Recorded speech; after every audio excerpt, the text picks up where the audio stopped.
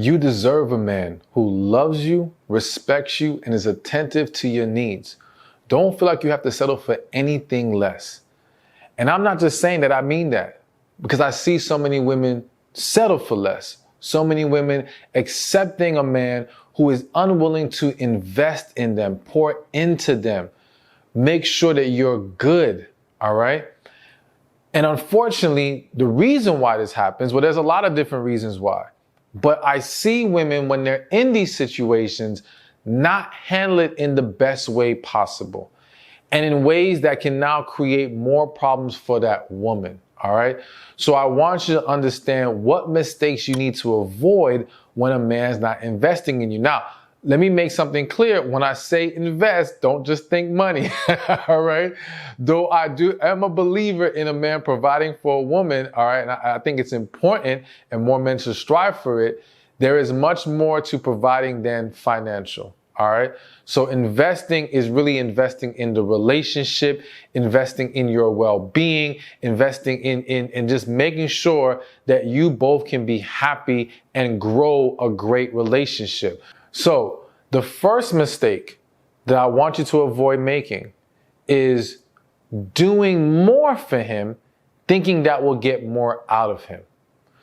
So this happens with a lot of women. Maybe it happened to you, maybe not. But you're dealing with this man. He's not doing what you like or enough of what you would like. And the initial thought is, let me pour more into this guy.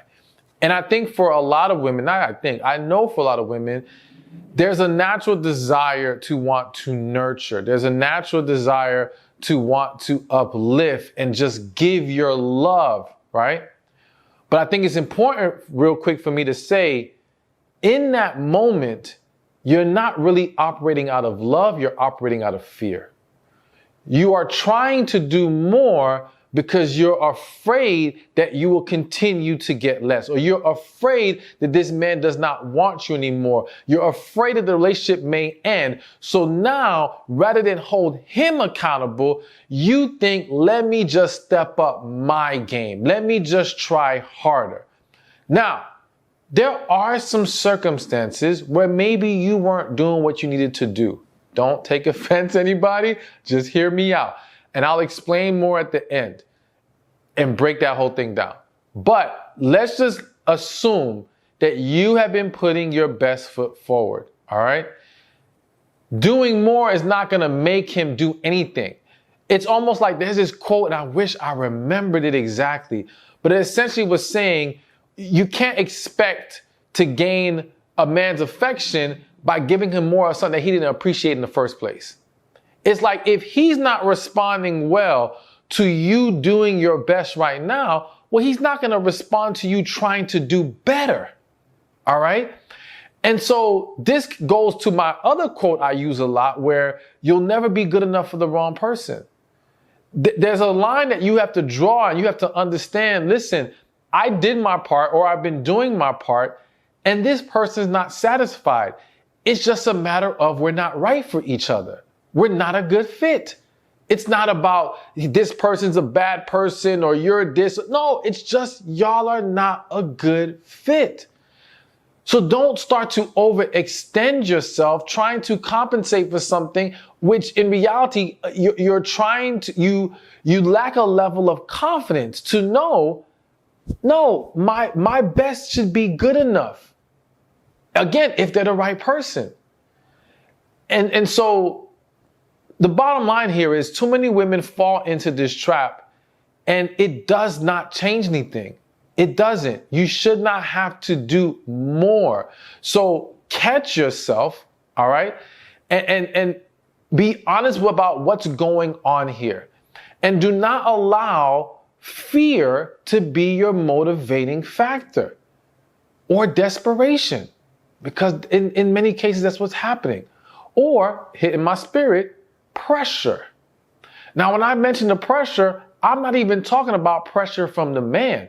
I'm talking about pressure from outside influences, family, friends, people who may be invested in you having this relationship for whatever reason. And sometimes, yes, even though they have good intentions, they may be telling you, yeah, just do this or you just need to do that. No. Have you been doing your best? And if you have, and it's not working, you got to walk away.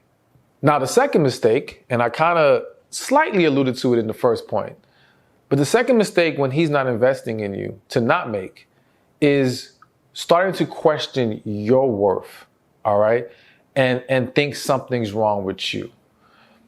So again, as I left off in the last point about you recognizing when you're just not the right fit, the unfortunate reality is that so many women, when they have met a man that they want, for whatever reasons, it doesn't mean he's a good man, doesn't mean he's a great person, whatever reason, she decided, I want this relationship. And now when that man is not honoring her in the way that she desires, she then starts to question, why am I not good enough? And that's such a huge mistake, because now what happens is, one, that can lead into making mistake number one on the list, where if you now think it's about, I'm not good enough, why doesn't he love me? Why doesn't he want me? Now you're going to try to compensate by doing more, when again, that won't change anything. So now you're going to sacrifice more of yourself. You're going to pour more out of yourself. You're going to drain yourself, damage yourself further, trying to make something work with someone that it cannot work with. All right. But even if you don't take that step, what happens is, if you now question your worth, you now take this negative perception and with you into your next possible relationship or into your dating environment. To now you will lack confidence because this man that you last dealt with did not give you what you need. Now, I've said it once and I'll say it again. You have to understand that some men are not wired to see your value. They're not built for that. That's not their purpose in your life. So they're not going to connect with it in a way that allows them to pour into you in the way that you deserve and desire. You cannot internalize, or you should not internalize when this happens. You have to just see it as, we are not good for each other. We are in the wrong relationship. Let me walk away with my head held high, understanding that someone else will receive this. Now, I'm going to use this quote, but don't take it literally. You know how they say one man's trash is another man's treasure. Now, I'm in no way calling you trash, so don't take it that way. But you understand what I'm saying? Just because one man does not see the value does not mean the next person will not. And we have to get out of the habit of then allowing someone's inability to see our value to cause us to change it. It's like, if you went to the car dealership and they're selling a Bentley, all right? There's going to be some people who see that Bentley and say, man, I wish I had the money to buy that Bentley. There's going to be other people that see that Bentley and be like, man, that Bentley ain't worth $100,000 or whatever the price is. I'm not paying for that. And there's going to be somebody else that comes in and says, I want the Bentley. Here's the money. Let's go. If the dealer deals with 10 other people who either can't afford it or don't think it's worth it, do they drop the price of the Bentley? Hell no. The Bentley's still worth $100,000, whatever kind of money. Someone's going to pay that price. They just have to be patient and wait to receive the right customer, the right buyer. It's the same thing you have to do. Your value does not change because other people don't see it. Your value does not change because other people can't afford it. They're not qualified for it. Or they're not ready to buy it. You know, you might need to check out my video, Right Man, Wrong Time. We won't get too deep into that right now. Felt the need to throw it out there. But anyways, the point is, you don't let other people dictate your value. So when men or a man is not investing in you, do not internalize it. All right? See it for what it is. Move forward in a positive, better direction. Okay, you know what? Before we move on to the next point, I feel the need to mention this. My videographer kind of brought it to my attention. So there's a quote I have that I'm never going to tell people to settle. I always say you don't have to settle, but you may have to raise your qualifications. And so here's the thing. I do think that we have to always be honest with ourselves about, are we showing up as our best selves? I do think that we can't simply look at everyone not embracing our value as they're always just missing it. And this is a very delicate balance that we have to strike. Because again, I do not want you to internalize, but I do want you to learn or see if there's a pattern. So essentially, if I'm a man, and let's say, for example, I have horrible communication skills, all right? And I meet 5 women, and every single time these women don't want to be with me, or it doesn't go anywhere because of this issue. Now, if I simply say to myself, oh, they're not built to see my value, the problem is them, not me, then I will never learn to address the issue of my bad communication. I have to humble myself enough to say, okay, if all these people continue to have the same issue with me, this is an issue I may need to fix and address. And I have to be honest with myself and say, okay, is this something that helps or hurts a relationship? It's always about, okay, because every relationship needs good communication. Every relationship may not need you at a certain size. The reason why I'm using size is to say, if you meet 2 guys and they say, well, I expect you at this size, but there might be a 3rd guy that wants you at that size, it can vary for certain aspects of what we present to the world. But communication, healthy communication, is a constant need no matter who it is. We've got to be real with ourselves about what needs to be improved upon. So I don't want us to use what I just said in point number 2 as a scapegoat to never look ourselves in the mirror. I just don't want you to beat yourself up about it. All right. And forgive me, because I don't know if using size was the right example to use. All right. I'm trying to find something, but I hope you get what I'm saying. All right. Just forgive me on this one. You get it, hopefully. But the point is, we've got to not fall into the trap of not looking to improve ourselves. And that's why it goes back to what I said in the first point. Are you putting your best foot forward? If you are, then that's a whole different story. All right. If you're showing up as your best self, that's what I said. You'll never be good enough for the wrong person. So if you are being your best and it's still not working, okay, we move on. But sometimes we're overvaluing ourselves relationship-wise. Or we're not, I think a better way to say this is, we are not tapping into our true value. The value may be there, but are we tapping into it? So the analogy that's coming to my mind right now is, the house may be worth $500,000 when it's fixed up, but the bathroom needs to be fixed. The doors are cracked. I don't know. I'm thinking about just stuff that can happen. Whatever. There's damage in the house. There's things that need repairs. So in its current state, it's only worth $350. Now, I don't want you selling yourself for $350 if you're the house. I want you to fix up the stuff so you can get your full $500,000 value. All right. So you are that valuable, but you have to tap into it. Just have to give that reminder.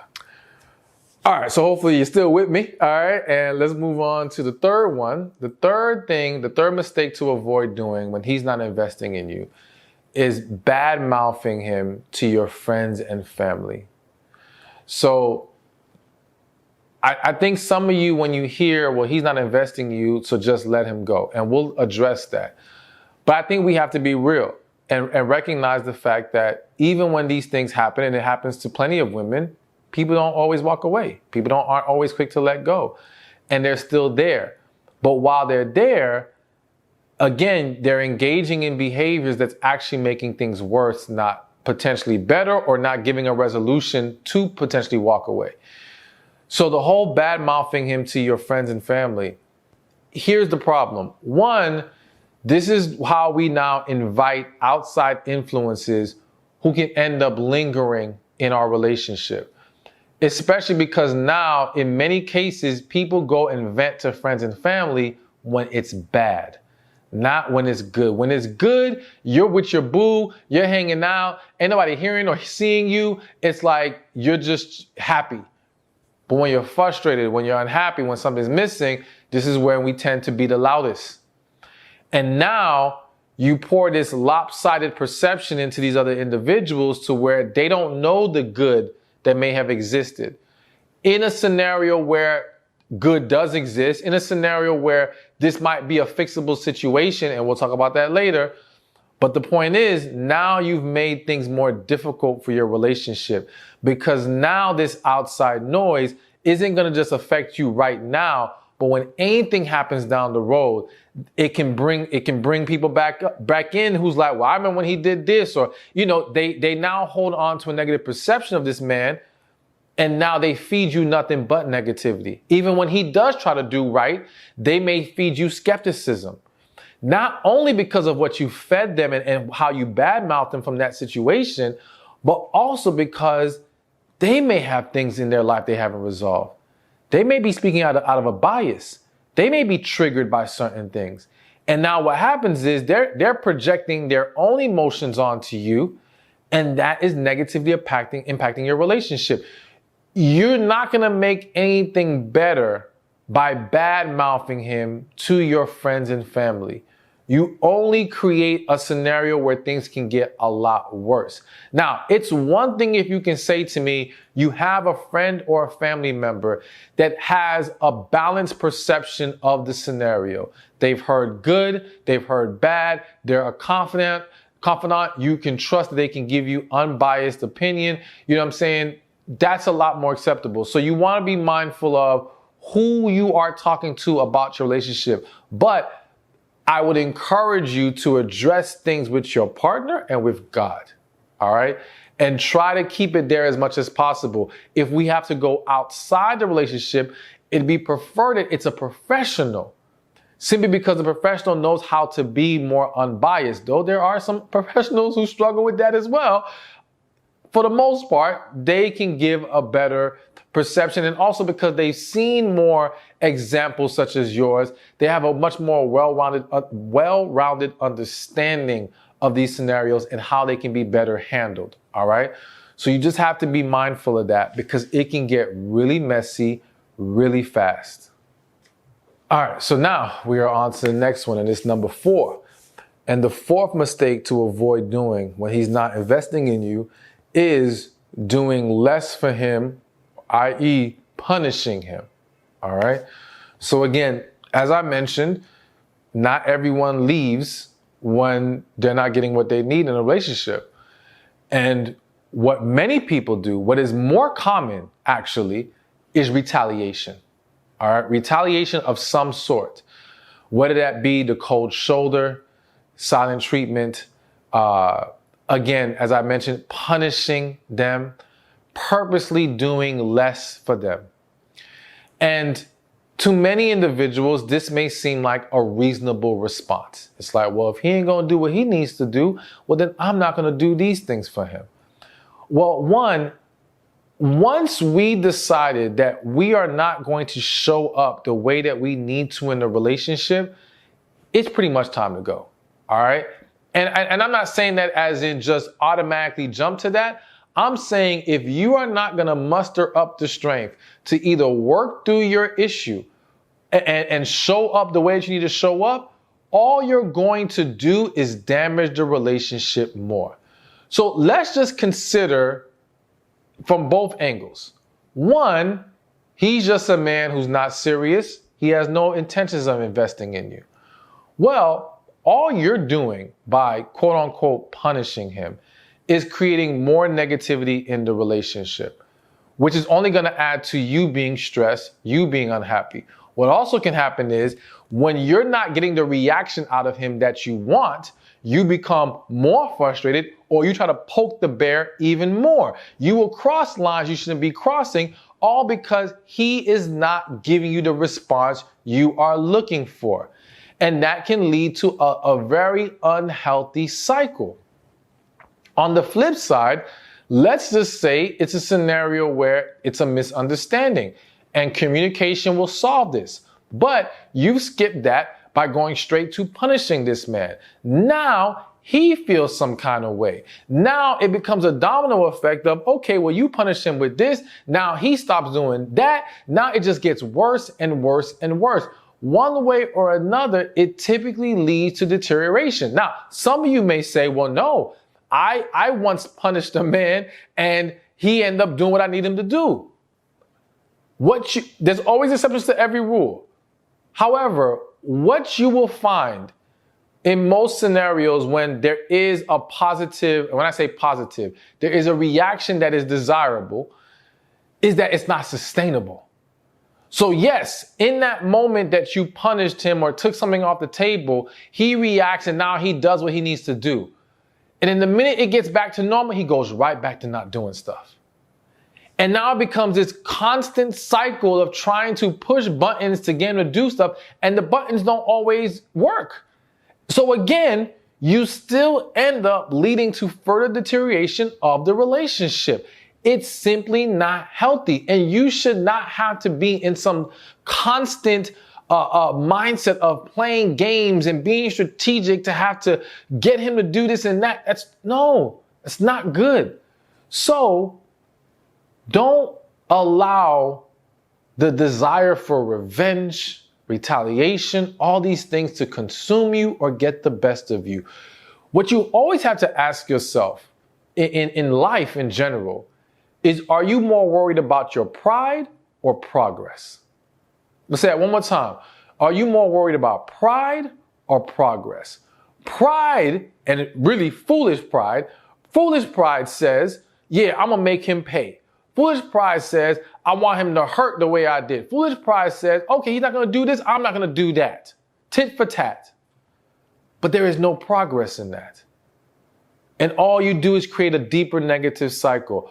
Progress requires a different approach. And should that not be the goal always? And if we cannot achieve progress, then that's a clearer sign we need to go in a new direction.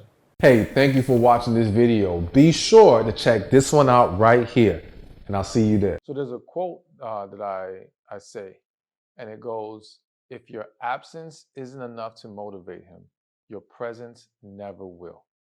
So essentially, if losing you, if you walk